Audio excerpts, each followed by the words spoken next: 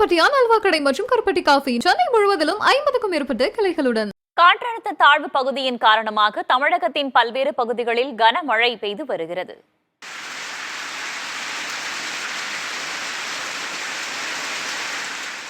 தேனி, பெரியகுளம் மற்றும் அதன் சுற்றுவட்டார பகுதிகளில் 10 நாட்களுக்கு பின் 1 மணி நேரத்திற்கு மேலாக கனமழை பெய்தது. மீண்டும் மழை பெய்துள்ளதால் முதல் போக நெல் சாகுபடி செய்திருக்கும் விவசாயிகள் மகிழ்ச்சியடைந்துள்ளனர்.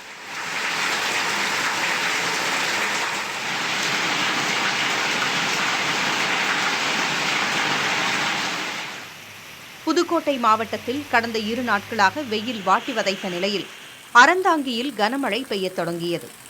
இதேபோல் வைரவயம், அரிமளம், ஆலங்குடி உள்ளிட்ட பல்வேறு பகுதிகளில் பரவலாக மழை பெய்தது.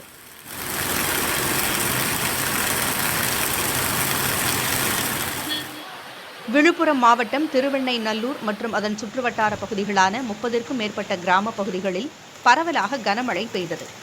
வெயில் வாட்டி வந்த நிலையில் திடீரென்று கருமேகங்கள் சூழ்ந்து மழை பெய்ததால் குளிர்ச்சியான சூழல் நிலவி வருகிறது. முண்டியம்பாக்கம், கானை போன்ற பகுதிகளில் பெய்த கனமழையால் சாலையில் மழைநீர் பெருக்கெடுத்து ஓடியதால் வாகன ஓட்டிகள் சிரமத்திற்குள்ளாகினர்.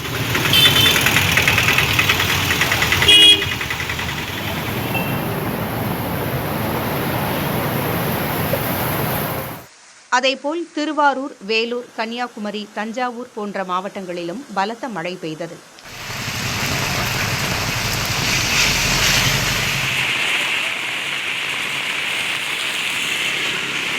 ஆலடிப்பட்டியான் அல்வா கடை மற்றும் கருப்பட்டி காஃபி சென்னை முழுவதிலும் 50க்கும் மேற்பட்ட கிளைகளுடன்.